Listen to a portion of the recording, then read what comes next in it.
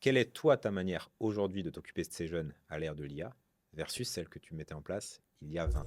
L'arrivée de l'intelligence artificielle est un bouleversement, voire une révolution euh, très très importante. La place de l'IA dans le sport et donc dans la course à pied, dans l'accompagnement grandit, c'est évident. Est-ce que déjà, tu pourrais nous donner ta définition de l'IA? Ah, tu savais pas? Non? J'invite les personnes à continuer la course à pied et puis à prendre beaucoup de plaisir dans un Hmm, sport magnifique, que ce soit la c'est course à vrai. pied, le trail. Salut à tous et bienvenue dans un nouvel épisode de votre podcast C'est de Talk, podcast qui aborde l'univers de la course à pied au sens large. Aujourd'hui, sujet d'actualité en 2025, on en parle beaucoup. Quelle est la place de l'intelligence artificielle dans l'entraînement, la prise en charge des sportifs de tous les niveaux? Et aujourd'hui, nous avons un spécialiste pour en parler. Laurent, merci de nous accorder de ton temps. Est-ce que tu peux déjà, dans un premier temps, te présenter? Bonjour à tous. Je suis Laurent Dubois. Je suis enseignant-chercheur à l'Université de Genève depuis de nombreuses années et j'enseigne notamment la didactique des sciences. Je m'intéresse beaucoup également, et c'est une partie de mon enseignement aussi, j'enseigne les technologies éducatives depuis de nombreuses années aussi, l'éducation numérique, et je suis un passionné de sport depuis très longtemps, depuis mon jeune âge. J'ai pas pratiqué dans un premier temps le football, et puis par la suite, vers l'âge de 20 ans, j'ai commencé à être coach de football. J'étais un passionné de ski alpin aussi, et j'ai fait moniteur jeunesse et sport de ski alpin, Ok, de snowboard également, de football également, de conditions physiques, à partir de dis l'âge de donc, 20 ans à peu près. tu as eu plusieurs vies déjà. Ah bah je suis plus tout jeune, hein. Donc effectivement, si je regarde mon passé, j'ai quand même fait passablement de choses dans ma vie. Et donc, mais une chose qui m'a conduit jusqu'ici, c'est probablement le sport quand même, hein. Hmm, Donc j'ai accompagné passablement de jeunes quand j'étais moi-même jeune, 20 ans, 25 ans, 30 ans. J'ai encadré ces jeunes pour faire du ski, mais pour faire aussi du football, pour de la condition physique. Après, j'ai eu des enfants, donc j'ai fait une petite pause. Ben, j'ai aussi profité pour moi-même faire un peu d'activité sportive. mhm. J'ai fait quelques courses à pied, des courses à pied, un peu de trail. Il faut dire qu'à l'époque, le trail, c'est pas ce que c'était Clairement. aujourd'hui, hein. C'était le tout début, dans les années 80-90. Ah Il y avait oui. quand même des grandes courses, hein. Il y avait quand même Sierzinal que j'ai faite à deux reprises. Hmm, Et autrement, c'était plutôt des courses sur route, mais jamais bien des sûr. ultra trails et puis des choses comme des courses Des comme on les choses voit farfelues actuellement. comme ça. Ouais, des choses assez incroyables, hein. Je pense qu'à Ouais, l'époque, j'imaginais même pas qu'on puisse courir 150 km dans les montagnes, ouais, hein. Donc ça, c'était à l'époque. Ouais, je crois qu'il y a peu de personnes qui pensaient qu'on pouvait le bien faire sûr. à l'époque. Ouais. Et donc voilà, j'ai fait une petite pause ensuite parce que j'ai eu des enfants et mes enfants sont grands maintenant. Et puis depuis quelques années, eh bien, je coach à nouveau, plutôt dans l'athlétisme à ce moment-là. J'ai fait aussi un diplôme jeunesse et sport d'athlétisme, Hmm, d'entraîneur. Et là, j'ai un petit groupe d'athlètes sur Genève où je coach accompagné par deux coachs en fait. Je suis pas l'entraîneur principal, mhm. je suis pas l'entraîneur de course à pied. Ça, c'est José Matos de l'AVG qui est entraîneur de course à pied de ce petit groupe de Ok. jeunes. Et puis, j'accompagne aussi Joseph Bagot, qui est aussi en coach, mais plutôt lui de renforcement musculaire. Ok. Et en fait, je m'occupe une fois par semaine avec Joseph Bagot du renforcement musculaire d'une dizaine de jeunes de 15 à 20 ans, parce que je pense que c'est peut-être une chose très importante, peut-être une chose qui est peut-être laissée de côté un Hmm, peu trop souvent, non seulement par les athlètes amateurs, mais aussi peut-être dans le domaine de l'entraînement des jeunes. je me sens visé là. Et puis, les jeunes, c'est un domaine qui est émergent malgré tout. Je sais que ça fait depuis de nombreuses années qu'on commence à mettre de l'importance sur les jeunes athlètes au Mhm, niveau du renforcement musculaire, mais je crois que c'est quelque chose d'assez déterminant, très ne clair. serait-ce que pour éviter les blessures, ne serait-ce que pour améliorer leur performance, ne serait-ce que pour euh, durer dans la longueur, dans la durée, parce que Hmm, en athlète, eh bien, il se doit de 100%. durer jusqu'à 30, 40 ans, voire 50 ans. Tu prêches un convaincu. Merci pour cette présentation. Et donc, je suis très content de t'avoir aujourd'hui parce que tu représentes vraiment le juste milieu entre celui qui connaît la théorie, qui enseigne, qui a le bagage théorique, mais toi, tu es aussi de l'autre côté parce que tu es au cœur de ce quotidien avec tes jeunes. Ton fils aussi est un excellent coureur et tu l'as vécu toi-même. Et donc, tu es ce réel côté entre aujourd'hui, on a deux camps, les grands théoriciens, qui sont des spécialistes de la théorie derrière leurs feuilles et leurs écrans, les data analystes et toute cette tendance actuelle. Et de l'autre côté, tu as cette espèce d'école des vieux coachs qui n'est plus du tout à jour, mais qui malgré tout a eu ses résultats, fut un temps, mais qui a un peu de mal à communiquer avec cette génération de nouveaux sachants. Et il y a une espèce d'opposition des deux. Et toi, tu es vraiment au milieu de tout ça. Donc, tu es exactement la bonne cible pour nous expliquer tout ça. Si on reprend une partie du sujet et après on rebondira sur tout ce que tu as dit parce que c'est passionnant, la place de l'IA dans le sport et donc dans la course à pied, dans l'accompagnement grandit. C'est évident. Est-ce que déjà, tu pourrais nous donner ta définition de l'IA? Quelque chose qui parle à tout le monde. Parce que quand je parle de l'IA à ma mère, elle me pense aux recherches Google. Quand je parle de l'IA à certains, ils me disent c'est les robots qui vont nous mettre des puces. Donc tu vois, il y a vraiment deux univers. C'est quoi l'IA réellement au quotidien? Comment on le définit ça? Mais en fait, ces personnes-là n'ont pas tort, hein. L'IA est multiple. Ah, ouais, Et c'est ça que les gens ont peut-être de la peine à comprendre parce que on se réfugie toujours sur une première compréhension de l'IA, hein. Ceux qui connaissent l'IA, en principe, ils se disent bah, c'est l'IA générative, c'est ChatGPT, les c'est LLM. les LLM. Ok, Et c'est réducteur. alors, évidemment, c'est réducteur parce que c'est arrivé dans le domaine public en novembre 2022. Je m'en souviens encore. Avant, on parlait de l'IA, mais c'était quelque chose réservé aux spécialistes. Ok, Alors qu'à partir de 2022, novembre 2022, eh bien, c'est arrivé à l'usage pour le tout public, en donc c'était fait. la première version de ChatGPT? C'était la première version, Ok, novembre exactement. 2022. Alors, déjà, on en est à la cinquième, Ouais. et puis on voit l'avancée assez exponentielle de Mm. l'intelligence artificielle. Mais une IA générative est une IA qui est créée pour générer, en principe, ici dans ChatGPT, générer du texte. Ouais. Donc, évidemment, c'est assez complexe comme mécanisme. Peut-être qu'on n'arrivera pas à faire le tour, mais en Mm. récoltant des données et des milliards de données à travers le monde, eh bien, c'est basé sur des probabilités statistiques pour essayer de deviner le mot qui va suivre normalement dans une discussion et Ok, euh, dans, dans- dans la textualisation ok. de la production de ChatGPT. C'est basé sur des probabilités et c'est pour ça qu'il faut énormément de données pour Mm. pouvoir générer en texte qui, ma foi, est assez exceptionnel, hein. Quand on teste Maintenant, oui. ChatGPT, Mm. on voit que les textes produits sont assez incroyables. Mm. Et, et après, évidemment, ça dépend beaucoup euh, de ce qu'on donne comme information euh, à l'intelligence artificielle. Et Ok. ça, dans toutes les intelligences artificielles, eh bien, il faut fournir en nombre assez incroyable de renseignements, d'informations. Alors, sur ChatGPT, on appelle ça des prompts. Le prompt, oui. Et meilleur est le prompt, meilleur sera le résultat. Évidemment, Ok. si on lui dit, eh bien, fais-moi un résumé sur tel ou tel sujet, il va puiser sur ces données et puis le résultat ne sera pas exceptionnel. Par Mm. contre, si on précise notre demande et si on lui fournit aussi des textes, des articles, des indications, eh bien, le résultat sera bien meilleur. Mm. Alors à part ça, eh bien, il y Donc a ça, ce sont les LLM. LLM, il y Mais a c'est aussi réducteur. L'IA, c'est plus global que ça? évidemment, Ouais. il y a aussi l'IA analytique, hein, qui permet d'analyser des Ouais. données, et de les interpréter. Il y a l'IA prédictive, hein, qui est beaucoup Ouais. utilisée dans le domaine de la météorologie ou dans le domaine de la finance également. Mm. Donc ça, c'est les trois domaines qui sont assez importantes, mais il y a aussi des domaines de production d'images, d'analyse d'images Ok. et de production même de vidéos maintenant. Oui. Donc à travers ton propos, ce que je comprends, c'est que définir l'IA, c'est assez complexe. C'est assez En, complexe. en une phrase. Oh, je te challenge là. Ah, tu veux me Ouais. challenger.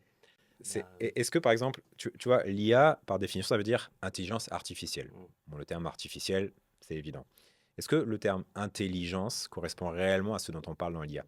Je commence un petit peu à dériver, à nous orienter sur notre sujet du jour, mais intelligence, pour moi, sous-entend une capacité de réflexion, une analyse, peut-être de la pédagogie, peut-être de l'empathie, peut-être même de l'émotion. Alors, je mm, commence à entrer dans les sujets un petit peu subjectifs, mais pour moi, l'intelligence, ça regroupe toutes ces fonctions. Peut-être que j'estime là, je parle d'intelligence humaine, mais Mm. c'est le même parallèle que je fais. Est-ce que quand on dit intelligence artificielle, on parle de toutes ces données-là ou d'une intelligence tout à fait différente? Qu'est-ce qu'on entend par là? Alors là, les spécialistes, Ouais, et là, dans mon métier, en tant qu'enseignant-chercheur à l'université, j'ai essayé de chercher des réponses aussi par rapport à ta question. hmm, Et c'est pas aussi simple que ça non plus, hein. Les spécialistes ne ouais, sont pas ok, toujours d'accord avec la définition de ce que représente l'intelligence de l'intelligence artificielle. Déjà, les spécialistes en sciences de ok. l'éducation et en sciences cognitives, eh bien, tous ne sont pas d'accord sur ce que c'est que l'intelligence humaine, hein. Donc, il y a Hmm, parfois des définitions assez différentes. Parce que très clair. forcément, c'est un domaine excessivement complexe, hein. Ouais, Alors évidemment, certains psychologues parlent de plusieurs types d'intelligence. ouais. C'est peut-être pas non plus Hmm, la bonne définition. oui, l'intelligence émotionnelle, l'intelligence. Ouais, ok. Et c'est un peu plus complexe que ça encore. Alors après, pour l'intelligence artificielle, eh bien, est-ce qu'on peut parler d'intelligence? Si on compare l'intelligence artificielle à l'intelligence humaine, eh bien, évidemment, ce n'est pas la même chose. Ce n'est pas la même D'accord. manière d'analyser, la même manière d'interpréter. Euh, Cela dit, il y a des domaines où l'intelligence artificielle est nettement plus performante que notre cerveau humain. D'accord. Ne serait-ce que la rapidité, par exemple, la rapidité de Clairement. traitement, Oui. hein. Alors, est-ce que ça fait partie de l'intelligence et de la définition de l'intelligence, Hmm, la rapidité de traitement des données et de l'information? Certainement, ça en fait probablement. partie. Ouais. La quantité de données à analyser aussi. L'être humain peut analyser quelques milliers de données.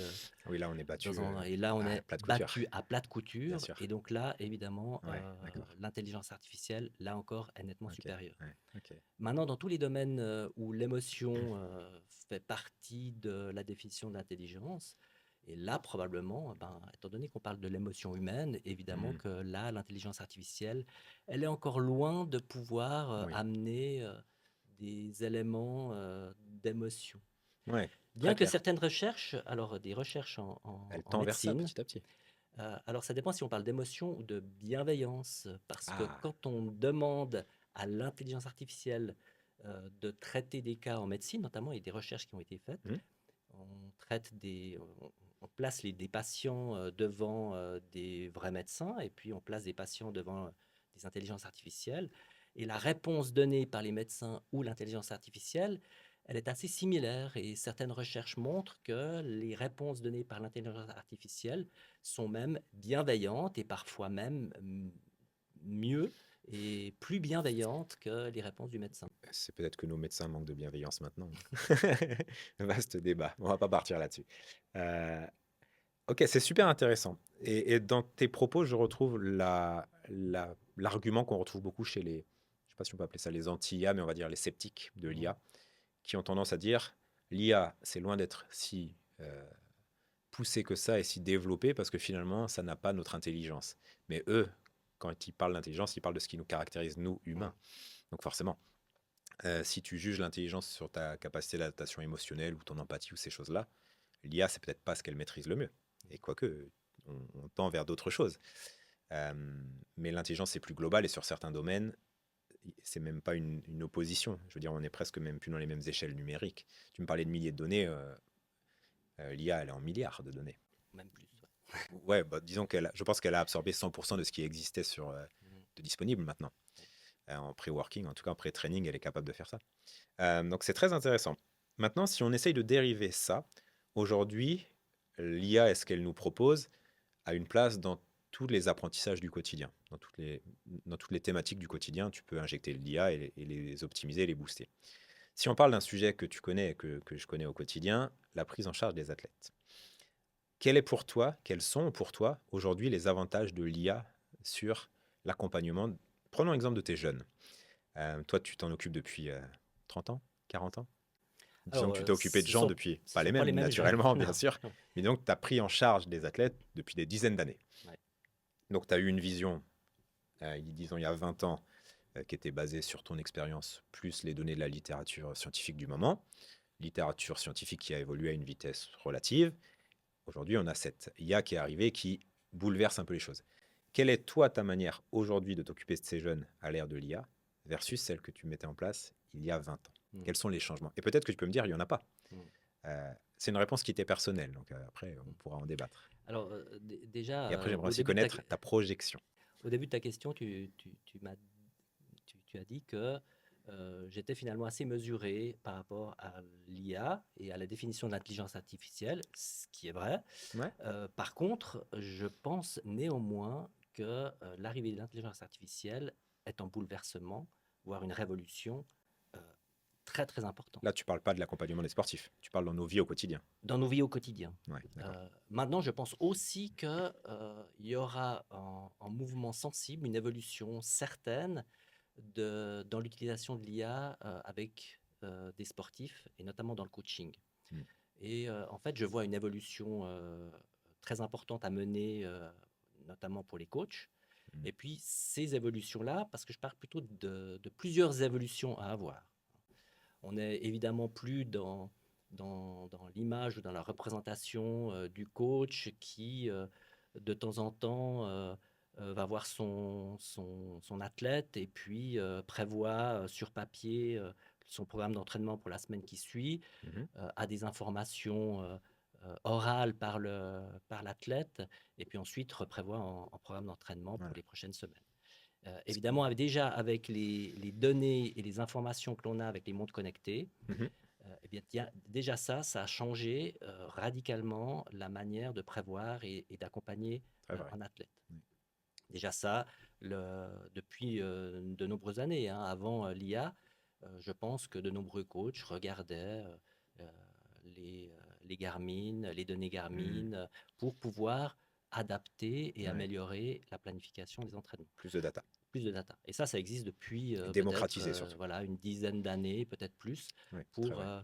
prévoir et planifier les entraînements. Mm. Et puis est arrivé l'IA. Et là, je pense que c'est aussi une révolution parce que ça permet justement d'analyser ces données dans un temps extrêmement court et puis de prendre des données qui sont beaucoup plus importantes parce qu'on peut prendre l'historique des données de chaque athlète et puis voir des progressions sur plusieurs mois. Il y Mm. a des applications qui le font, euh, par Oui. exemple Training Peaks qui le fait ou d'autres types Ouais. d'applications. Les charges Foster, Kogan, toutes ces choses. Exactement, il y en a un nombre incalculable. Ouais. Et là, déjà, ça a été une avancée parce que le coach pouvait consulter les données, Ouais. etc. Et ça, c'est de l'IA finalement. C'est un algorithme d'intelligence artificielle qui le nourrit. Alors derrière, il y a des algorithmes Mm. et maintenant, il y a une couche d'IA supplémentaire Mm. avec une complexité et un nombre de données supérieurs. Et alors oui, là, l'IA peut maintenant faire le travail qu'un coach faisait avant manuellement en lisant les données. L'IA peut suppléer De facilement manière au coach instantanée, de manière sans instantanée, de manière erreur. rapide, sans erreur, surtout dans les IA analytiques, peut-être un petit peu moins dans les IA génératives, mais Oui. Ok. donc si on fournit à ChatGPT les données de Garmin ou d'une Mm. application, eh bien, c'est assez bluffant déjà, parce que derrière l'IA générative, il y a malgré tout une couche d'analyse, d'interprétation. Avec le nombre de données qu'il y a dans le domaine du sport, eh bien, on, on arrive, ou en tout cas, les IA actuelles arrivent à prévoir des plans d'entraînement qui tiennent la route et qui sont Ouais, qui sont même vraiment excellents. excellents. Si tu les nourris d'infos et que tu les promptes bien, c'est excellent. Exactement. Je pense que la différence aujourd'hui ne se fera plus là sur presque même l'IA va devancer les coachs. C'est déjà le cas. Faut être tout à fait honnête. Alors, à ce niveau-là, évidemment, l'IA devance les Mais coachs. l'accompagnement, c'est plus que ça. Donc, c'est pas le seul sujet. Et on y reviendra peut-être tout à Donc, l'heure toi, sur l'accompagnement. Maintenant, hmm, j'utilise l'IA ouais, avec voilà. mes jeunes, mais avec parcimonie quand même, hein. Voilà, Ok. je pense que les jeunes ont besoin vraiment d'avoir du contact, les coachs qui travaillent avec aussi. Alors, j'utilise l'IA de plusieurs manières. Donc, plus de data déjà. Voilà, donc j'entre les datas Hmm. sur l'IA et l'IA arrive à visualiser aussi, je fournis aussi les graphiques hein, Ouais. de mes jeunes et Ok. l'IA arrive à identifier eh bien, les phases de progression, arrive à identifier des moments un peu critiques, des moments de fatigue et des moments où Hmm. le jeune risque de se blesser. Chose que tu n'aurais peut-être pas perçue avec ton œil humain. Alors, c'est en complément. hein. C'est D'accord, d'accord. pas probablement qu'avec la lecture des graphiques, on voit les Hmm. courbes de fatigue qui Ok, augmentent. malgré tout. Ouais. Mais je pense que l'IA arrive à ancrer ça dans une vision un petit peu plus large, dans une perspective de progression. Ouais. Si tout à coup on a un entraînement qui est très fort, eh bien, oui, c'est un petit risque de blessure ou de Mhm, fatigue mhm. Ok. importante, mais il intègre ça dans une vision un petit peu plus large. Peut-être qu'un coach expérimenté arrivera à le voir, mais je pense que là, l'IA arrive à voir des choses qu'on ne voit pas forcément à l'œil nu sur les graphiques Ok. et Donc, sur les deuxième point données. pour l'IA. Exactement. Ok. Euh, alors ça, c'est tout un domaine dont les applications actuelles Font très tiennent bien. compte, font très bien, Ouais, et puis c'est vrai. arrivent à aussi nous alerter. Un autre domaine aussi que j'ai exploré, qui existe aussi maintenant sur application, mais à l'époque, en 2023, bah, voilà, ça existait un peu moins. C'est tout ce qui est l'analyse de la foulée, l'analyse biomécanique de Oh, l'athlète. on a ça avec l'IA maintenant. Ah, tu savais pas?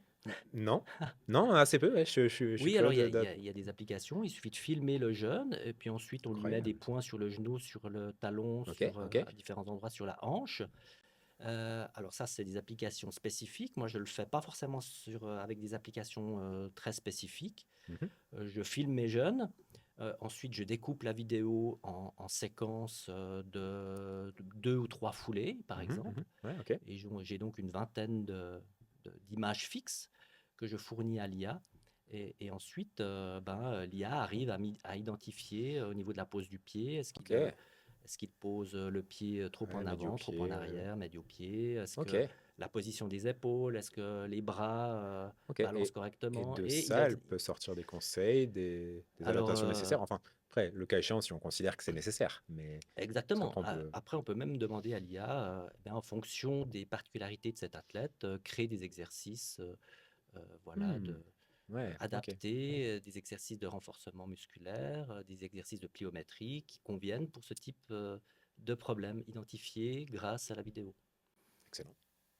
Tu vois, j'ai rentabilisé ma journée là. Ok, ok, excellent. Bah, d'un côté, en fait, c'est juste logique. Je suis surpris parce que je suis surpris de ne pas l'avoir vu avant. Mhm. Mais finalement, c'est évident que ça allait arriver. Mhm. C'est évident, c'est du bon sens. Alors, il y a Ok, quelques applications qui commencent à le faire maintenant, j'ai ok, vu. Et puis, je incroyable, pense que ça, c'est super. aussi un domaine euh, très important aussi pour les athlètes d'endurance, de trail, Ouais, d'ultra trail, parce que après, la posture de course à pied est importante pour éviter après les tendinites, les blessures. Et ouais, puis, c'est ce que j'allais te dire. quand on fait des très longues distances, ben, vaut mieux être efficace et être Hmm. léger. Même si on sait qu'aujourd'hui, il n'y a pas de bonne ou mauvaise foulée, entre guillemets, il y a une diversité qui est propre à chacun et Exactement.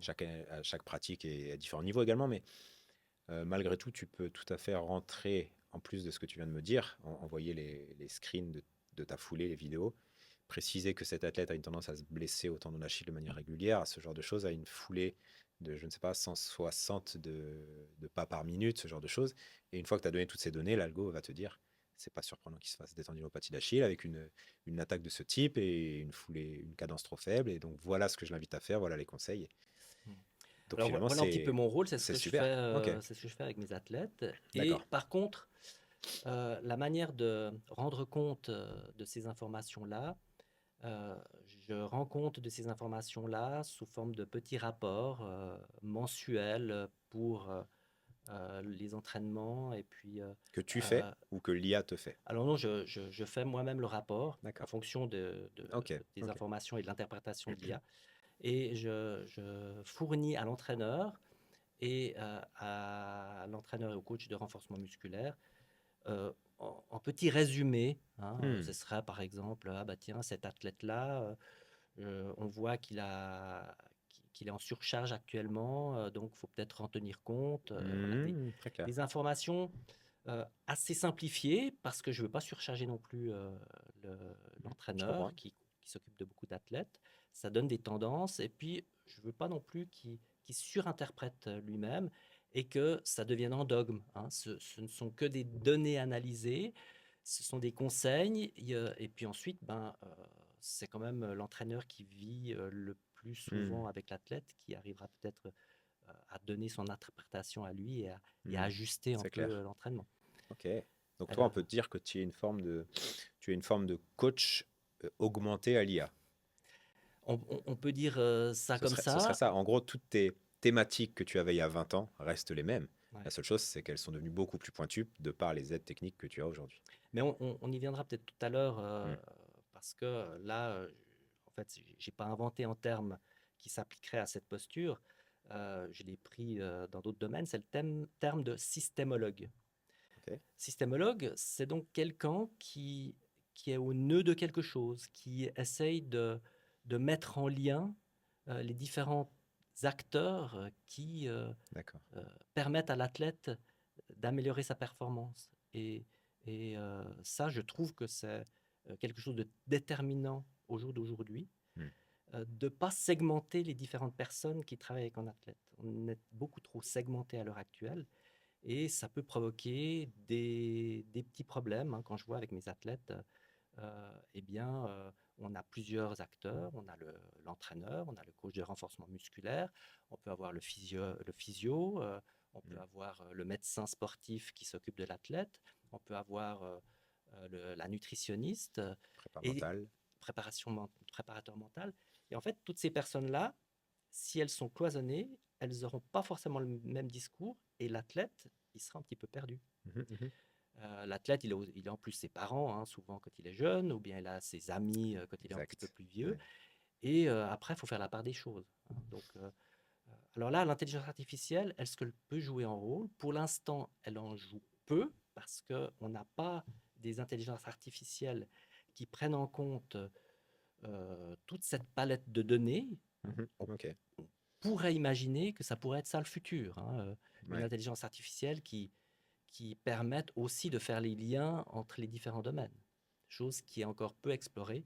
Et, et voilà, les données médicales, les données liées à la nutrition, hein, il faudra avoir un système qui reste à inventer, un système qui prenne en compte la globalité de l'athlète. De l'athlète. Ouais. Ok. Donc si je récapitule ton propos, c'est si on va prendre le running coach face à l'intelligence artificielle fait des planifications au moins aussi bonnes, voire meilleures que lui. Elle a un meilleur retour de données. Elle adapte mieux les cycles et elle repère des choses que le coach pourrait ne pas repérer. Elle ne fatigue pas au quotidien. Elle réagit plus vite et de manière régulière et surtout toujours avec la même tendance d'analyse. Qu'est-ce qui fait que ce coach-là serait encore utile demain? Donc là, on va pouvoir parler peut-être de l'aspect humain et du relationnel. Et, et à ton avis, parce que de ça, on va dériver la suite, quelle est demain pour toi la finalité de tout ça? Où est-ce que ça va s'arrêter? Là, on voit l'évolution, l'IA prend de plus en plus de part avec le coach. Donc le coach, finalement, diminue sa part, mais se fait aider par l'IA. Est-ce que l'IA va continuer à grossir et le faire disparaître? Ou est-ce que finalement, ce sera le coach un peu au service de l'IA, du type tout est fait en amont par l'IA, et le coach est juste là pour donner la donnée et puis être sympa avec son athlète, ou sympa ou au contraire, dur selon le caractère de l'athlète, ou empathique, ou plutôt motivationnel, peu importe. Où est-ce que toi tu mets la limite et comment tu vois la suite? Parce que c'est un vrai critère pour beaucoup de gens qui sont dans le service, de se dire, mais demain, qu'est-ce qu'on fait? Même les psychologues se posent cette question-là. Alors, je vais pouvoir répondre dans un laps de temps assez court, hein, dans quelques années. Oui, difficile de se projeter Difficile sur de se dans 10 projeter ans, sur bien 30 sûr. ans, Ouais. sur Waouh, 20 30 ans. ans. Ouais. Qu'est-ce qui peut se passer dans 30 ans? Là, non. Mais pour dans quelques années, je Mhm. vois extrêmement bien une forme d'association entre une IA et Ouais. puis un coach ou plusieurs coachs. Et à ce moment-là, le coach restera déterminant et très important, le ou les coachs, hein. Ouais, ouais, bien sûr. Bien entendu, après, il faudrait un rôle de systémologue. Alors, je pense que c'est le rôle du coach ou d'une Oui, c'est ce personne que ou d'un j'allais dire. acteur. Parce que toi, finalement, c'est ton rôle, mais tu es coach, entre guillemets, même si tu ne te détermines pas comme le coach Mm. d'un secteur, mais qui chaperonne. Donc, pour moi, c'est la même chose. C'est coach, mais juste d'un domaine différent. Et donc, c'est une personne en coach qui va utiliser les données, mais qui va aussi, au niveau relationnel, être extrêmement important pour l'athlète. D'accord. Je pense qu'il y a quelque chose qui ne partira pas dans un laps de temps court ou même à moyen terme, c'est l'aspect relationnel avec les athlètes, hein. Hmm. Je crois que L'humain a besoin d'humain. c'est ça. Oui, et peut-être davantage maintenant encore Ah, que tout passe par le numérique, hein. On est tous sur d'accord. nos téléphones, on est tous Intéressant. à avoir des contacts euh, très distants, hein, Oui. avec nos amis. On passe presque plus de temps avec nos amis Mm. sur le portable Avec les messages presque automatisés d'ailleurs. Tu as raison. en présence véritable. Et je pense qu'il y aura quand même un retour vers le Ok. contact humain, vers le contact physique, le fait de se prendre par la main, le fait de se regarder dans les yeux, De s'écouter.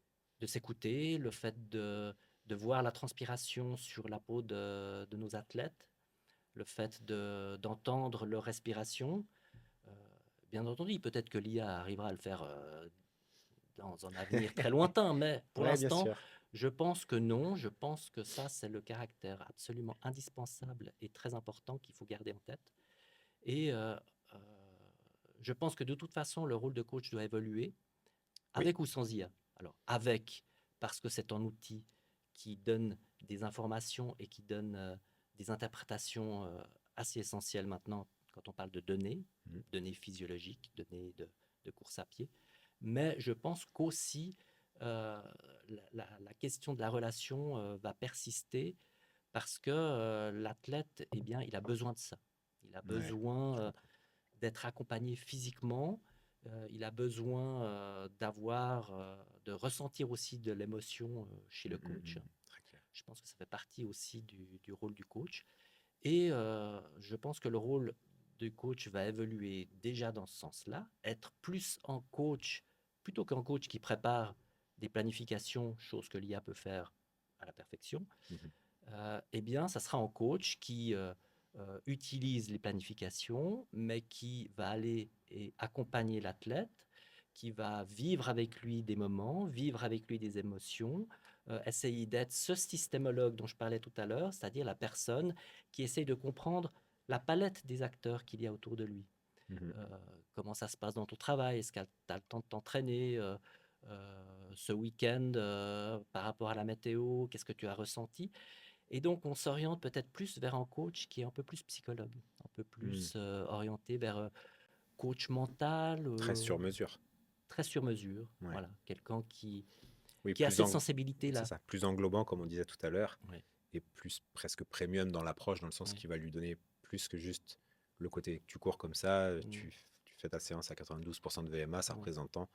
Ouais, je comprends. Alors, malheureusement, les formations pour devenir coach de course à pied, Ouais. euh, les formations, elles sont souvent orientées vers les données et vers l'entraînement et vers la planification des Elles entraînements. sont pas dans l'air du temps alors. Voilà. Ouais, j'ai vécu récemment une formation en athlétisme et c'est vrai que la formation en athlétisme, eh bien, c'est faites des planifications. Qu'en pensez-vous de cet athlète qui est en seuil de temps et qui doit faire tel type Hmm. d'entraînement? Donc, c'est une analyse d'entraînement et c'est presque exclusivement ce type de formation qui existe. D'accord. Ouais. Alors que moi, je pense que les formations à l'heure actuelle, elles devraient être beaucoup plus orientées sur les à côté de l'athlète Plus et englobante. l'aspect relationnel, l'aspect Ouais, psychologique, l'aspect intéressant ça. compréhension du système, Hmm. euh, l'aspect nombre d'heures de sommeil, de pouvoir mieux prendre en compte en fait Hmm. l'émotion, l'affect de l'athlète. Ok. Donc ta prévision, on va dire ton Nostradamus des années à venir. J'aime bien souvent, moi, décrire l'accompagnement d'un athlète sur. Il y a tout un spectre qui commence à l'application simple et basique du type application de Décathlon, qui est pas si mal, ma foi, au tarif qu'elle coûte. Voire il y a une version gratuite. Tu dis, moi, je veux faire ça, ma VMA c'est tant, ma fréquence cardiaque max, deux, trois petites données, paf, paf, paf, je suis disponible X fois par semaine, nanana, voilà.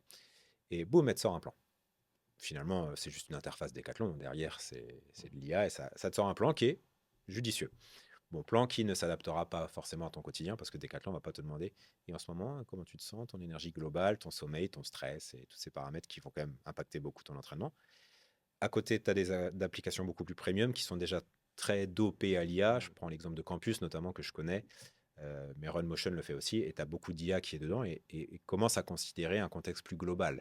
Et tu peux te dire, ben, moi je me sens fatigué, ceci, tu fais des retours sur tes séances, et elle génère et elle adapte la suite. Donc il y a déjà ce côté-là. Au milieu de tout ça, après ces applis, il y a ce que j'appelle le coaching standard. C'était celui qui coûtait 50-60 € par mois. Tu avais ton premier visio initial, et puis le gars te faisait ta planif, et puis tous les 15 jours, tu lui envoies un texto, il te répond, et puis il fait la suite. Et puis après, tu as l'accompagnement beaucoup plus premium, où tu as beaucoup d'échanges, messagerie, téléphone réguliers, ça s'adapte, et ça parle course à pied soit, mais ça parle aussi ton boulot, tu as des enfants en bas âge, comment tu gères, ton stress, comment tu te sens, toutes ces choses. Et, et moi, ma prise de position, et peut-être qu'elle est différente de la tienne, c'est que tout ce qui est au milieu va disparaître. Mhm. Et il ne restera plus que les applications dopées à l'IA qui auront survécu parce que leur utilisation, leur interface sera agréable, elles seront peu chères. Et en fait, ça créera des communautés d'utilisateurs qui seront contents de se dire adhérents de cette grande communauté, et qui auront une expérience peu chère et qualitative, parce que finalement, tout ça, ça ne coûtera pas grand-chose demain. Mhm. Au milieu, tout ça va disparaître, parce que la qualité de la data et la qualité de la prise en charge du milieu ne vaudra plus la différence de prix avec les applications. Et donc, il y aura deux types de population: les coureurs avec ou des petits porte-monnaies, ou qui ont une envie de progresser, mais qui n'ont pas envie d'investir plus que ça, qui seront sur ces applis-là. Le milieu va disparaître, et ne restera au bout que la chose très premium, où les gens ont envie de vivre une expérience complète et globale et humaine, et il restera ça. Ce que toi, tu proposes déjà, finalement. Parce que toi, tu es un maillon d'une expérience globale et complète. Mhm. Je ne sais pas ce que tu penses de ça. Moi, Euh, c'est vraiment ma vision. oui, Et oui, que oui. rester au milieu, c'est accepter la disparition. C'est les chauffeurs de taxi. Il y a Uber, demain il y aura les voitures autonomes. Bah, le chauffeur de taxi, il va devoir disparaître, c'est comme ça. Oui, bah, je suis entièrement d'accord avec toi, Ok. hein. Je pense que toute cette partie du milieu où c'est du coaching qui n'est pas, où la présence n'est pas absolument indispensable, où c'est de la planification d'entraînement, C'est une petite présence, disons. Voilà. voilà, cette petite Mm. présence, évidemment, c'est mieux que rien pour beaucoup de personnes à l'heure actuelle, mais À je l'époque pense que, oui, que dans un proche avenir, ça va être assez dépassé parce que, ouais, on est comme tu le d'accord. dis, il y a encore des progrès à faire hein, pour l'intelligence artificielle. On pourrait Ouais. imaginer d'autres types de données qui sont intégrées. Je pense que pour l'instant, c'est ce que l'IA ne fait pas encore, mais je sais que dans la recherche et dans le domaine du développement d'applications pour le coaching, il y aura d'autres types de données qui Ouais. seront intégrées dans l'analyse et qui vont améliorer Mm. ensuite la prise en charge, hein. On pourrait imaginer ben voilà, les capteurs de glycémie qu'on se met parfois et que se mettent certains athlètes Ouais. pour s'entraîner, pour voir l'évolution de leur glycémie au cours de la course à pied. On, Directement connecté à directement ton appli. connecté à cette appli Oui, bien sûr. qui a déjà tout un ensemble Voilà. de données, de pouvoir aussi avoir ces données-là, mais non seulement pendant la course à pied et pendant Ouais. l'entraînement, mais aussi au quotidien, hein, C'est ça. pendant la nuit, pendant qu'on mange. On pourrait imaginer photographier ce qu'on mange pour avoir d'autres types de données et donc Mm. améliorer l'IA pour qu'elle puisse être un petit peu plus systémique Ouais. et tenir compte d'un nombre de facteurs un peu plus important. Voilà. Hein, peut-être, je sais pas, se photographier pour voir la sueur à la fin d'entraînement, je ne sais pas, mais Bien sûr. des autres types de données. Mais voilà, comme tu le dis, le coaching vraiment où l'accompagnement est beaucoup plus présent, beaucoup plus important, beaucoup plus en relation avec l'athlète. Donc il faut non seulement une communication régulière, hein, que ce Ouais. soit par de la messagerie, WhatsApp ou d'une autre manière, mais je pense qu'aussi la présence humaine, Mm. je pense qu'elle va être encore essentielle et peut-être de plus en plus essentielle, hein. Ouais, je suis assez d'accord avec ça. Un coach qui court par moment avec l'athlète qui l'entraîne, Mm. c'est vivre aussi des émotions ensemble. Mm. Et vivre des émotions, c'est aussi transformer. Transformer non seulement l'athlète, mais transformer aussi le Ouais, coach. je comprends ça. Et c'est en chemin C'est que le les lien deux que tu font crées, en fait. ensemble. Ouais. Et c'est ça qui manque à l'IA pour Mm. l'instant. C'est en fait quand on s'occupe d'un athlète ou de plusieurs athlètes et qu'on va les voir en compétition, qu'on les voit régulièrement, on vit quelque chose avec. Ouais. On vit des émotions. Quand on a un athlète qui fait un podium ou qui fait un bon résultat, qui arrive à atteindre son objectif de temps en trail, et quand on le vit sur le moment, Mm. sur le lieu, c'est encore différent. Ouais. C'est en partage. Et je pense que le partage là, humain, eh bien, Oui, ça c'est irremplaçable. faut Ouais, l'offrir bien sûr. dans le coaching. Alors, comme tu dis, c'est peut-être un coaching un peu différent, peut-être Mm. je sais pas si tu l'appelles un coaching haut de gamme ou. La limite de ça, c'est que là, tu te confrontes à devoir être très disponible pour tes athlètes. Mmh. Et la disponibilité en un contre un, entre guillemets. Parce que finalement, si tu es le coach de 20 personnes et que tu cours avec ces 20 personnes, tu es là pour personne et tout le monde. Mmh. Donc c'est moins individuel, mais c'est sûr que si tu fais ta séance avec ton athlète, tu vis dans la douleur de la séance quelque chose et forcément tu crées un lien que tu peux pas créer différemment. Ça c'est non questionnable, c'est une évidence. La seule chose, c'est qu'en effet, tu te retrouves à devoir courir avec tes athlètes, ce Mmh. qui signifie que tu n'as pas beaucoup d'athlètes et que déjà, il faut être capable de suivre tes athlètes. Il faut bien les choisir. Donc oui, là, on est vraiment sur quelque chose de très individualisé qui sera réservé à une élite, parce qu'avoir ton coach qui court avec toi, c'est comme avoir le prof perso à la maison de piano. Mmh. C'est possible, mais c'est très... À Genève, ça, oui, il y en a beaucoup, mais je veux dire, de manière plus standard, c'est un peu plus rare. Mais je comprends tout à fait ton propos et je te rejoins à 100% là-dessus. Qu'est-ce que tu penses dans ces cas-là? Aujourd'hui, la nouvelle tendance, j'étais à San Francisco, ils en parlaient beaucoup, c'est les avatars IA. Mmh. C'est d'avoir une représentation humaine de quelque chose d'IA. Et autant te dire que quand tu vois la personne, entre guillemets, bouger, il faut savoir que c'est pas quelqu'un qui a été filmé. Mmh. C'est bluffant. Tu peux lui choisir son apparence, tu peux lui choisir sa voix. Tu peux même mettre, tu vois, exemple tout simple, je rentre ce podcast dans l'appli. Je dis, bah voilà, la voix de Laurent, je veux que ce soit la voix de mon coach. Et ben, le coach va parler comme toi. Il va Mmh. reprendre tes expressions, ton ton de voix. Tu vas, même toi, si tu t'entends, tu vas penser que c'est toi qui parles. Il suffit que je prompte avec toutes les datas qui te concernent. On parlera de ton livre après. Je lui donne tout le livre. Il va comme ça Mmh. comprendre un peu ta manière de parler. C'est ta voix, c'est ton image, parce que c'est facile. Je peux mettre ton image aussi, hein. Voilà, Mmh. il y a forcément des données sur toi sur Internet. Bref, l'avatar, c'est le Laurent version IA. J'ai presque un côté humain si j'oublie le fait qu'il a été généré par quelque chose. Mmh. Est-ce que ça, tu penses que c'est une tendance qui pourrait se développer dans le futur et dans le sens se développer et être vraiment le chaînon manquant de l'IA sur le côté humain? Parce que tout à l'heure, tu me disais, l'IA, c'est l'intelligence qui n'est pas humaine et pour l'instant, c'est toujours le cas. Est-ce que ça, c'est justement pas l'étape d'après parce qu'on en fera une connexion naturelle? Tu vois quelqu'un qui ressemble à de l'humain et pire, tu peux mettre ton papa ou, enfin, tu vois, tout est possible. Mmh. Est-ce que ça recrée de l'humain ou pas? Alors, Là, en fait, je m'étonne de rien de nos jours, hein. En fait, il y en a déjà qui heu, ont des copains IA, hein. oui et puis, ben, voilà, ça fait allusion, au film, Her d'il y Mm, a une quinzaine d'années, en fait. exactement. Alors que l'IA, existait, mais dans les laboratoires, hein, mais, en gros, c'est l'histoire d'un individu qui tombe amoureux de justement, d'une personne numérique, Un hein, cyborg, d'un avatar ouais, d'une avatar pour le coup. et donc on se disait à l'époque: «Ah mais c'est surréaliste, ça va jamais arriver» Ouais. On et verra puis, pas ça de notre vivant, on disait. voilà et on arrive en 2025 et il y a, à l'heure actuelle, des tas de personnes qui conversent avec, Il y a beaucoup de bots qui bossent des dessus. avatars, Mm, heu et puis qui tombent amoureux de leur avatar exact, exact. et donc il y a même des personnes, qui, effectivement ont des chagrins d'amour, qui ont des Ouais, relations, exactement. heu, importantes avec des avatars et voilà donc plus rien ne m'étonne. Je me dis: «Ben, voilà, au niveau du coaching, je pense vraiment que ça va exister». Voilà. Si ça n'existe pas déjà, peut-être que ça existe déjà en partie, Ouais. mais je pense que ça va exister et ça va répondre à des besoins et puis des personnes qui vont s'attacher à leur, coach, virtuel. Mhm. Ça va exister. Alors je pense plutôt que l'avenir nous réserve une multitude de formules différentes et de manières de se faire coacher et ça, Mhm. ça en sera une. Que tu mets plutôt donc avec le bord des applications Oui. plutôt que de remplacer le sur-mesure individualisé humain.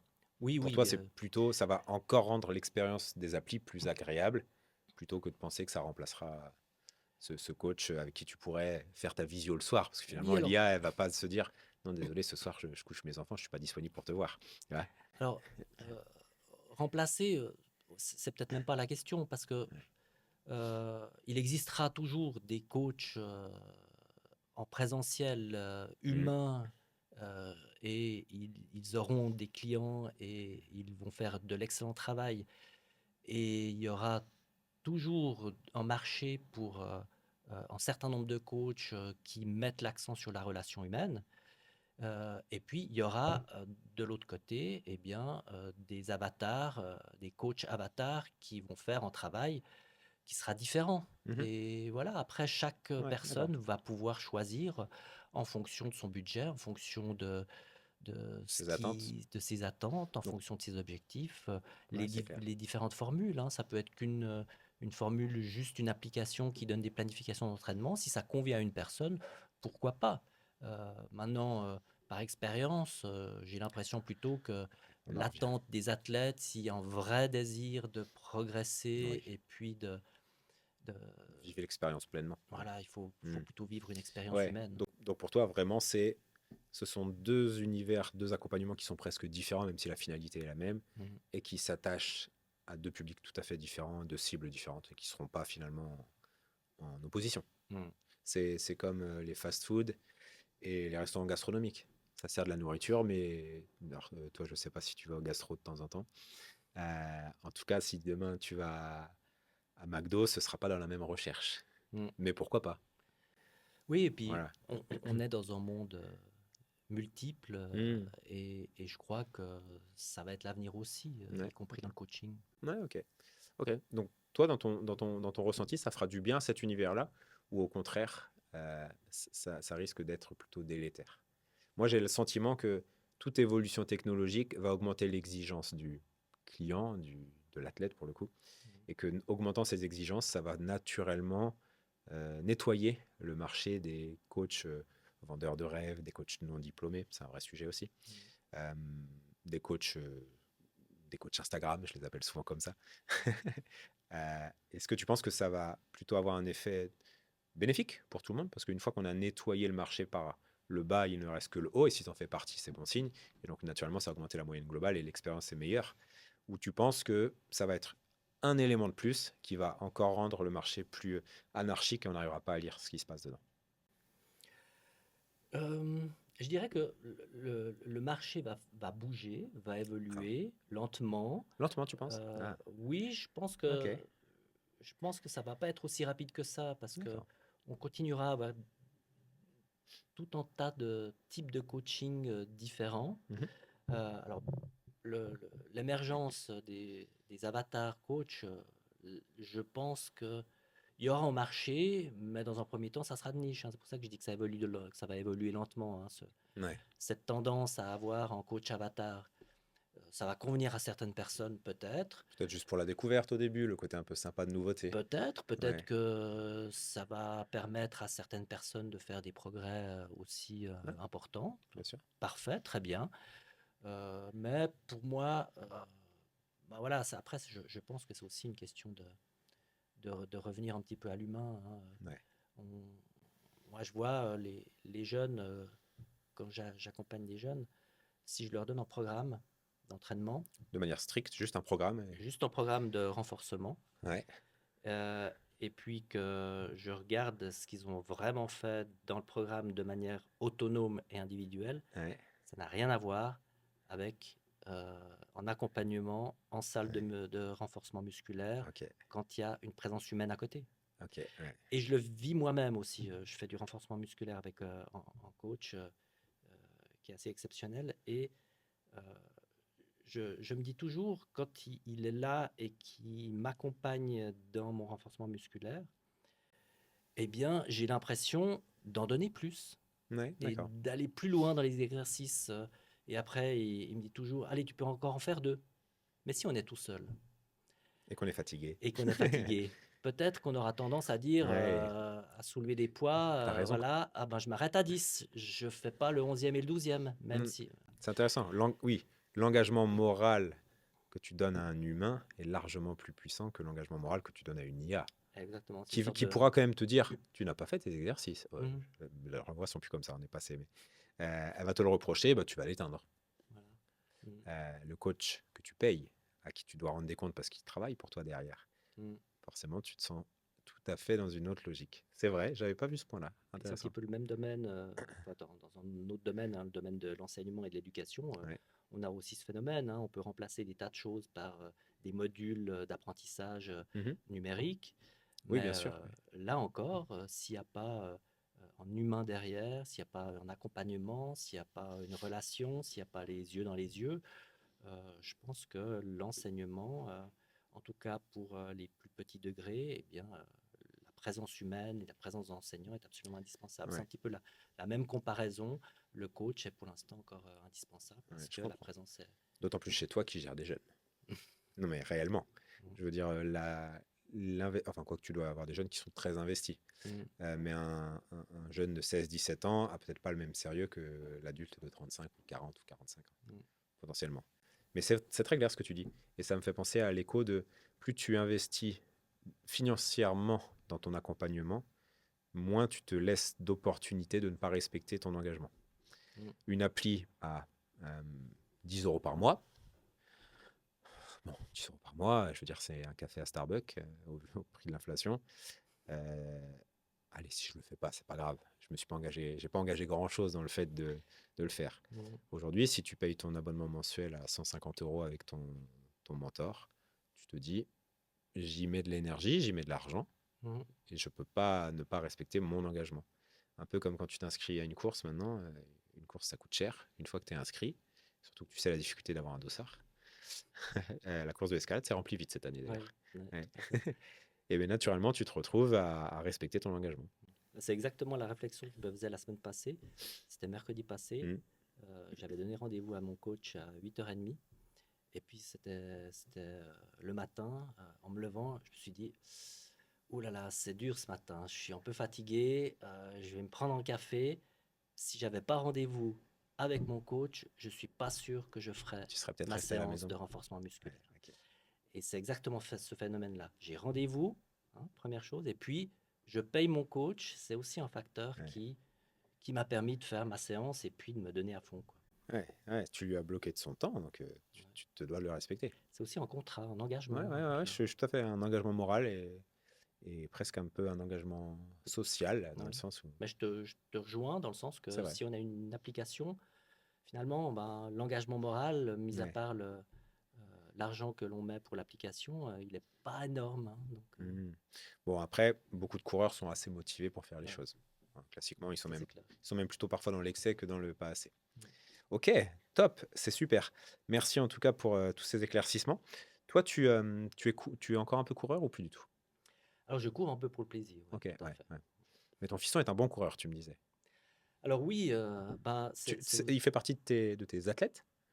alors De ton non, groupe? Non. non, non, non, non. Non. Et en fait, c'est pour ça que j'ai un petit peu inventé au jour d'aujourd'hui le nom de systémologue, parce que si je regarde le, le parcours d'accompagnement que Ouais. j'ai pu faire avec mon fils Loïc, eh bien, a posteriori, j'ai joué ce rôle de systémologue, en fait. Au départ, il était, comme tous les petits enfants de 8 ans, il était footballeur, et puis ensuite, il a vite changé et il est devenu triathlète, Ok. toujours vers les 10-12 ans, comme ça. Il avait beaucoup de facilité en course à pied. Hmm. Et puis vers les 12 ans, donc il était très performant déjà en course à pied. Ok. Il faisait toutes les courses au niveau cantonal, au niveau national aussi. Eh bien, il a eu une autre envie, c'est de faire du ski alpinisme. Alors, ben, c'est en regardant à l'époque Kylian Jornet qui faisait à la fois du trail et Aïe, puis aïe, aïe, aïe, aïe. à Kylian. la fois Il en a eu de l'impact. du ski alpinisme et puis qui gagnait beaucoup de choses. Donc, Ouais. s'est mis au ski Et alors, alpinisme. tu aurais pu me dire Rémi Bonnet pour être un peu patriote. Oui, alors Rémi Bonnet, c'est venu un tout petit peu plus tard, Oui, hein, ok. quand mon fils avait 14 ans, comme ça. Rémi Bonnet était tout jeune. Et puis, euh, mon fils Loïc, il voyait Rémi Bonnet, puis il dit, ah, c'est super, Rémi Bonnet. Et puis, on avait une connaissance qui le connaissait. Ok. Et mon fils m'a dit, est-ce que tu peux pas voir une photo dédicacée de Rémi Bonnet? Mais Rémi, il était tout jeune, hein, il avait 19 ans ou quelque chose comme Ok. ça. Il était déjà excellent à cet Il âge-là? était déjà excellent. Ouais, ça ne me surprend Voilà. pas. Et en fait, j'avais eu la photo dédicacée de Rémi Bonnet. Et puis, il s'avère que mon fils Loïc, maintenant, il est devenu euh, membre de l'équipe de Suisse de ski alpinisme. Et puis, c'est un copain de Rémi Bonnet maintenant. Et puis, donc, Excellent. l'autre jour, il était avec Rémi Bonnet et puis il disait, ah, à propos, regarde, j'ai encore dans ma chambre la photo d'il y a Ok. quelques années que tu avais signé et puis on ne se connaissait pas encore. Donc ça, Ouais, c'est très marrant. c'est très Ok. marrant. Puis maintenant, bah, ils sont les deux dans l'équipe de Suisse et Ok. puis ils font les Coupes du Monde. Et Ouais. donc ton fils fait encore du ski alpi et de la course à pied à côté? Il est. Alors, il fait du ski alpinisme l'hiver, voilà. Il va Ouais. commencer dans 3 semaines la Coupe du Monde à Salt Lake City. Il va partir aux États-Unis pour la première Coupe du Monde de la saison Ok. en ski alpinisme. Et puis, bah, l'été, il fait des courses de trail, de courses sur route. Ok. Mais là, si je reviens à la question du systémologue, c'est parce Hmm. que aux alentours de 14-15 ans, il a eu un retard de croissance. Alors, un retard de croissance, ça fait que par rapport aux copains qui ont grandi beaucoup plus vite, il avait presque 3 ans de retard de croissance, Hmm. eh bien Oui. les T'es un copains, enfant chez les adultes, un peu, voilà, physiquement. Ouais, c'est ça, à cet âge-là. euh, ils commençaient à courir plus vite que lui. Il faisait plus des podiums à tous les coups, il était plutôt juste après le podium. Ah. Il était toujours très bon, mais voilà. Et il s'est mis au ski alpinisme parce que c'est un sport où on peut compenser avec la technique Ouais. et voilà. Puis Et être très léger et petit gabarit peut t'aider. exactement. Et donc là, ce changement Hmm. de sport, eh bien, a été très bénéfique pour lui. Mais ça a occasionné en fait un changement au niveau des entraîneurs, hein, parce qu'il avait plusieurs entraîneurs du coup. Il avait les entraîneurs de course à pied, il avait les entraîneurs du ski alpinisme, il avait en coach Joseph Bagot de renforcement musculaire. Et donc, il fallait coordonner tout ça. Et en tant que père, ben, Hmm. automatiquement est venu ce travail de mettre en relation, de téléphoner au coach, Mhm. de dire ah mais toi tu as fait une intensité ce jour-là et puis de téléphoner à l'autre coach, tu ne peux pas faire une intensité le lendemain ou comme ça. Ouais. Ouais, tu Donc agençais tout ça. c'est un travail Ok. de systémologue, aussi avec les médecins, aussi avec les physios. Et donc je me suis dit bah il y a une clé aussi hein, parce que pour pouvoir être un jeune athlète, ne pas se blesser et durer longtemps, eh bien, il faut un petit peu faire un travail de systémologue et puis gérer un peu l'ensemble des acteurs qui gravitent. Après, il y a aussi les questions liées à l'école hein, chez le jeune. Hein, Hmm. c'est pour ça que j'ai écrit Oui. ce livre. C'est presque la casquette de père à ce moment-là. Oui, oui, oui, mais Mais je comprends ce que tu dis.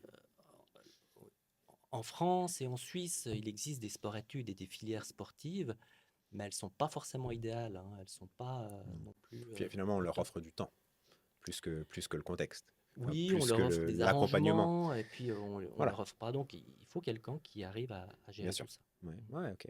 Top. Tu viens de nous citer un livre.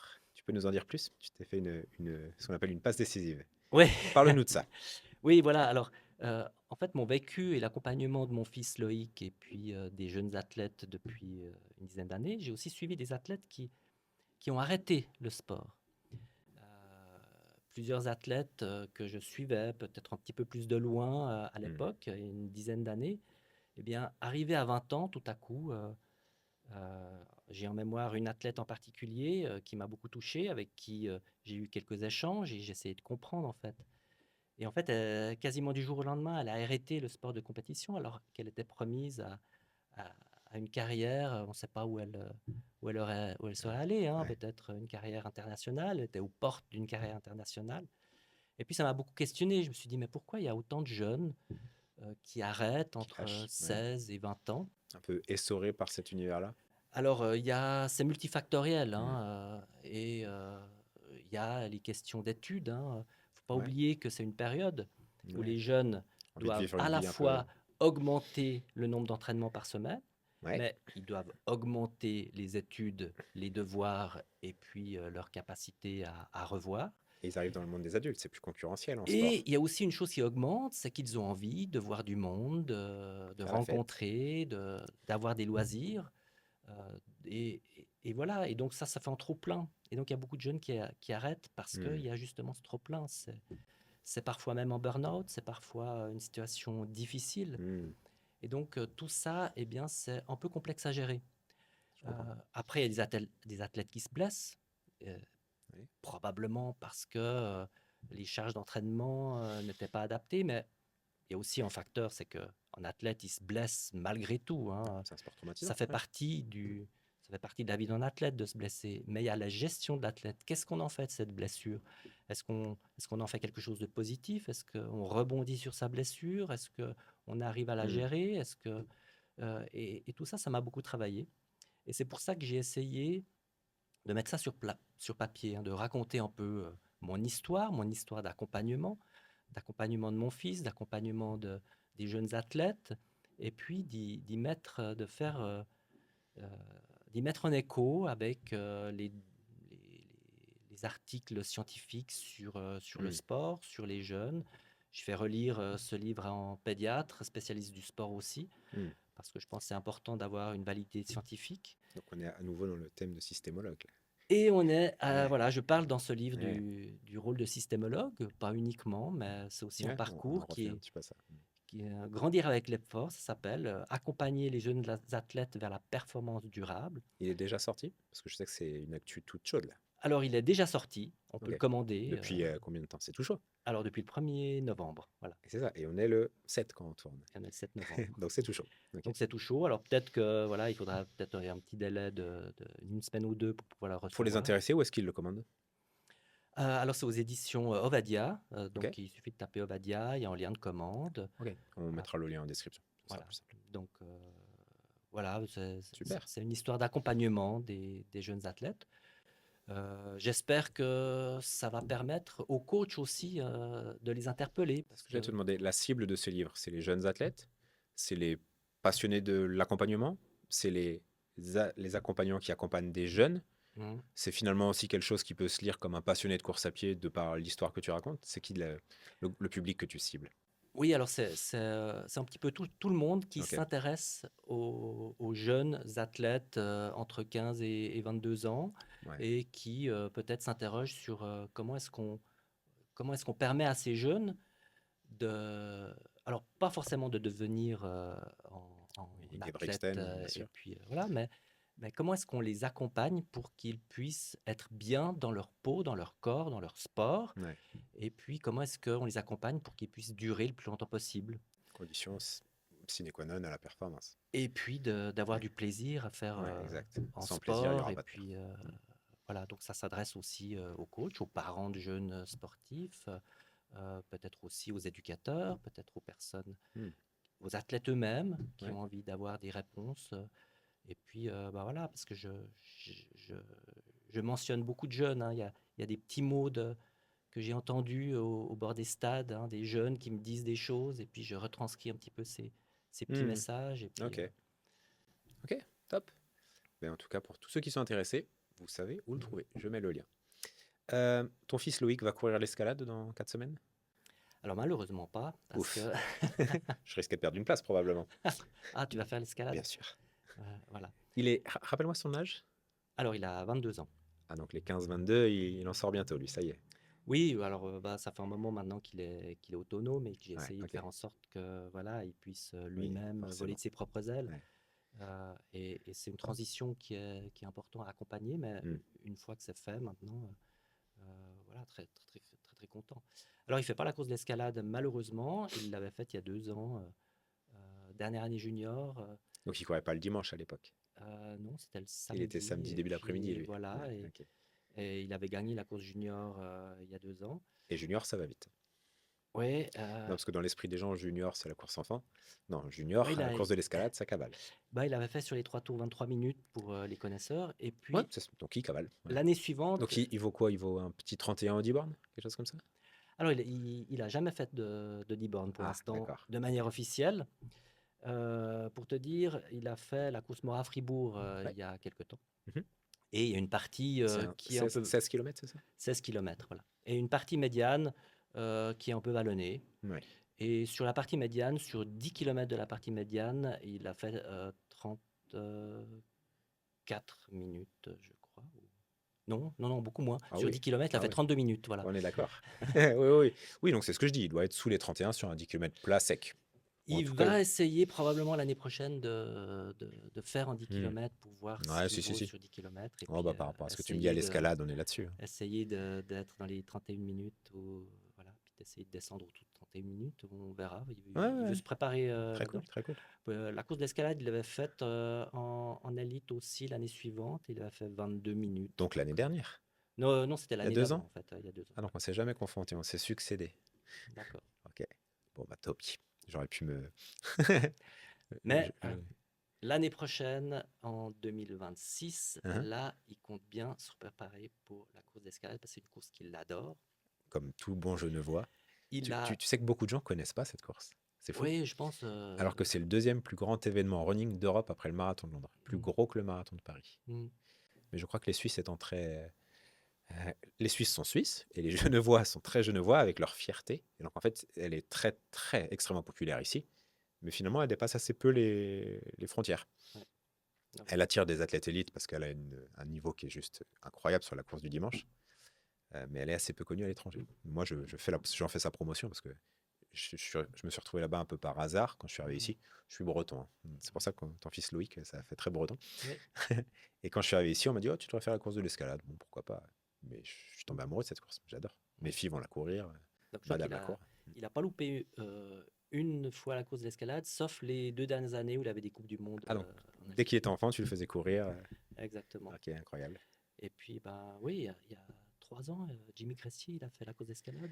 Ouais, il s'est fait battre par Lobalou sur le Exactement. sprint final. Voilà, Vraiment, j'étais sur la ligne d'arrivée là ok. avec. Tu faisais partie de tous ces Suisses qui disaient pas un Français.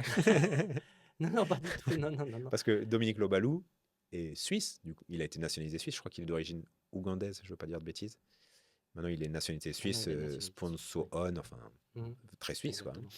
Euh, je pense qu'il était du team de Vanders à un moment. Je suis pas sûr ça. Mais je Peut-être sais pas. qu'il a déjà couru avec Ouais, Julien Van ok. Der. Je crois qu'il était en son. Mhm. Potentiellement. Mais, mais oui, je me rappelle, et je me rappelle que les Suisses étaient très contents qu'un Français n'ait pas gagné la course de l'escalade. Mhm. Bah, il a gagné le champion du monde depuis. Voilà. Bah oui, et puis Les Suisses peuvent pas se targuer d'avoir un je champion du suis monde. très content parce qu'il y a 3 ans, quand Jimmy Cressy est venu faire la course d'escalade, dans le parc des Bastions, hein, c'est le Ouais, parc qui est en autour de contrebas. l'arrivée Ouais, de bien la sûr. course d'escalade. Ouais. Bah, j'ai croisé Jimmy Gressier. Il n'était pas encore champion du monde à l'époque, Il était sur une pente ascendante. sur une pente, d'une belle pente ascendante. Ouais. Et puis je l'ai arrêté et puis je lui ai vite demandé de faire un petit selfie. Et j'ai encore le selfie Très avec sympa, Jimmy. Jimmy Gressier. Très sympa, très Ouais. très sympa, très ouvert, en Ouais. contact assez incroyable. Et puis euh, quelqu'un de travailleur qui a Mm. vraiment fait des choses extraordinaires Ah bah, ces clairement. dernières années. Ah, Hein. c'est fou. Là où il est aujourd'hui, Sa comparativement à ce progression. qu'il était il y a 4 5 ans, parce que déjà, quand il est sur le point de gagner l'escalade, Dominique Lobalou, c'est déjà une pointure internationale. Donc on se dit, ah oui, il est là maintenant. Mm. Euh, mais il n'est pas encore à ce niveau-là sur la piste. Il a d'autres choses. En fait, à l'époque, il est un peu un Julien Vanders. Mhm. Excellent sur la route. Sur la piste, il y a encore des choses à prouver, mais la tendance fait qu'on pourrait y croire. À aucun moment, je pensais qu'il serait champion du monde, Jimmy. Ah, ouais. Mais vraiment, je le trouve. Je pense à Vanders parce que c'est un peu la coqueluche genevoise. Un peu moins maintenant parce qu'il a plus de soucis, il est moins performant, mais je trouve qu'ils ont vraiment la même manière d'aborder les choses. Mm. Simple, travailleur, et pas à se limiter à penser que de toute façon, on ne pourra jamais battre les Kenyans. Et... Mm. Non, j'y vais, et puis à un moment ou l'autre, le travail paiera, me récompensera. Et Mm. ça va plus récompenser l'un que l'autre. D'ailleurs, je parle un petit peu de Julien Vanders dans mon livre, Ouais, hein, parce qu'il est genevois et puis ça m'aurait surpris. aussi, il a un parcours un peu particulier en course à pied. Ouais, Voilà, il est parti au Kenya. Et puis, il y a un autre athlète assez incroyable à Genève en course à pied, hein, c'est ADC Abraham. TADC, ouais. Et puis, On le reverra bah, plus à l'escalade, je crois, TADC. hmm, Je crois qu'on ne le reverra plus, il a pris sa... non, non, il a pris sa retraite, Ouais. voilà. Mais il a eu la gentillesse de faire la préface de mon Ah, livre. j'ignorais. Excellent. Ah ouais, donc, TADC, recordman national suisse du marathon du marathon. à Zurich. Exactement. Donc, sacrée pointure. Et je crois qu'il a pendant quelques semaines été le record du monde des plus de 40 ans, avant que Exactement. Kenenisa reprenne son dû. Issa Bekele Je a dis pas de repris. bêtises, hein, on est d'accord. Exactement, elle a été Ouais, ok. recordman du monde du marathon plus de Voilà, 40 ans. exactement. Excellent. Laurent, je t'offre le mot de la fin, même si tu as déjà eu beaucoup de temps de parole, mais l'intérêt, c'est que ce soit toi qui l'aies. Euh, Au-delà de ce livre dont tu viens de nous parler, tu as d'autres actualités dont tu veux parler? Un livre, une sortie d'un livre, c'est déjà beaucoup. Oui, non, alors je pense que par rapport à la course à pied, hein, par Bien rapport sûr, à la ouais. course à pied, au trail, euh, c'est aussi, moi j'ai utilisé la course à pied, le trail, pour réfléchir, pour me construire en fait. Euh, je j'ai jamais été un coureur qui a fait des performances incroyables et qui a fait des podiums. Euh, Même si j'ai fait voilà, des temps honorables sur Sierzinal ou sur des courses Mm. comme ça de montagne. Mais j'ai vraiment utilisé la course à pied pour le plaisir, pour être dans la nature, pour Ouais. pouvoir courir en montagne. Et j'ai l'impression que quand je cours, c'est là où j'ai les meilleures idées. Et je crois que dans Ah, mon métier d'enseignant, chercheur à l'université, dans mes passions de sport et quand j'essaye de réfléchir au coaching sportif, quand j'essaye aussi de- d'avoir des idées pour d'autres domaines de ma vie, ben, je crois que la course à pied, ça m'a beaucoup enrichi. Et puis voilà, de courir lentement, en faisant footing, dans un paysage vallonné, mm, avec des champs, avec des arbres, avec des montagnes, hein, peu importe. mm. Mais je crois que c'est là que ça me ressource le plus et que j'ai eu les meilleures idées de ma vie. Donc Donc, voilà, c'est pas sur ChatGPT. j'invite les personnes à continuer la course à pied et puis à prendre beaucoup de plaisir dans un Mm. sport magnifique, que ce soit la C'est course à vrai. pied, le trail ou même l'ultra trail, parce que je pense que quand on fait un UTMB comme toi, ben, je pense qu'on a beaucoup de choses et qu'on pense à On a le beaucoup temps. de choix. Ouais, on a le temps de penser, ouais. On pense à qu'est-ce que je fais là? Bon, tu trouveras pas la réponse de toute façon, donc il faut y retourner pour ça. Ouais. Merci en tout cas, Laurent. C'était un moment très agréable. J'espère que on aura pu apporter notre pierre à la réflexion sur l'IA. Rendez-vous dans 5 ans avec l'évolution des données On pour verra. faire l'épisode 2 et voir où est-ce qu'on en est. Merci encore. Merci à vous d'avoir suivi cet épisode et on se dit à très vite.